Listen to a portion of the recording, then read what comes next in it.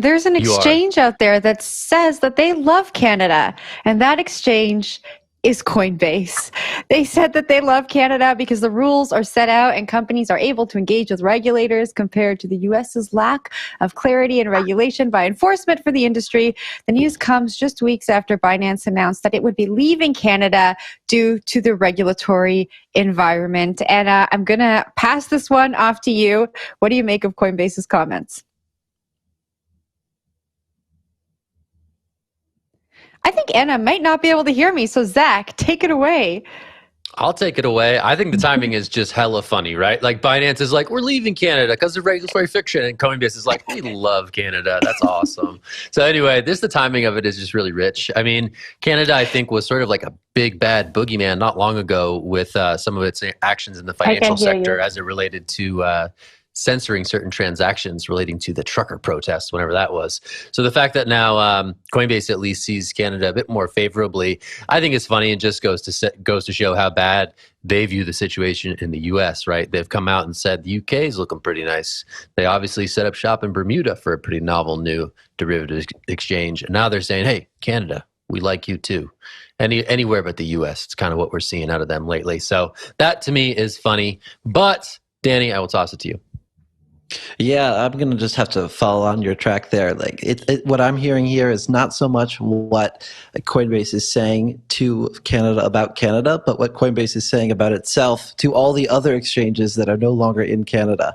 As you said, Binance and a bunch of others had to exit that market because of their, I guess, inability to match up with the regulatory muster.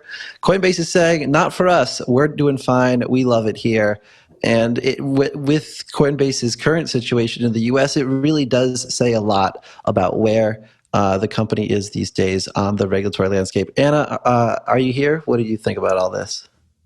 Yeah, well, actually, Binance was not the only exchange who left Canada, was it?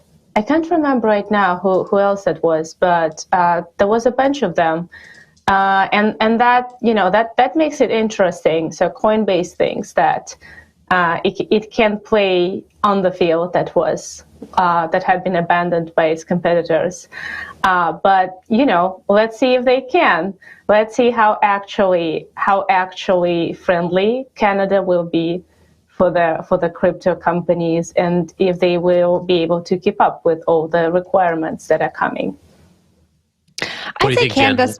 I was going to say, I'd say Canada's pretty friendly, but I can't speak on from a regulatory standpoint. I think it's interesting that Coinbase's, largest market share really was in the US. That's where their customer base is. And they said, we're going offshore. They kind of reeled back on those statements. We have to think about their shareholders there, their customers. They're all in the US. I think that Coinbase realized, we need to make the people who contribute to our bottom line feel a little bit more secure. And so I think they looked at Canada and they thought, hey, this market looks kind of similar. And while the regulation might not be as friendly as we would like it to be, it's probably a little bit more clear than the US. I have heard that Coinbase is going to start hiring a lot more in Canada. Right now, I think they have about 200 engineers that are sitting in Canada. They're looking to fill other roles in Canada soon, is what I have heard from some people. And this article says that they are going to try and solve some of the pain points around fiat on-ramps when it comes to centralized exchanges in Canada. And I can tell you, it is difficult getting your money from a bank account in Canada onto one of these exchanges. There are a whole bunch of hoops you have to jump through. And even when you do that, sometimes it doesn't happen. So the fact that they are trying to solve this problem, they're working with Interact up here in Canada, which is the payment system that you kind of do your debit transactions on, is something that I am happy about sitting here in Canada. Zach, I'm going to toss it back to you. Do you guys even have Venmo yet in Canada? No, we still email money. We still email the money. You email the money. I am always shocked when I hear such crazy words that's possible. That's insane. That's insane. That reminds me of the story of Quadriga Exchange, like one of the first Canadian exchanges that, according to old Bitcoiners, had to mail cash sometimes like in the cookie boxes or something like that, like physically mail cash at that point. And it obviously came to an infamous end because Quadriga is not functioning anymore. But like, you can see that a lot of things changed since then. Yeah, we've advanced slightly to. Yeah, have we? I don't know. Slightly, Zach.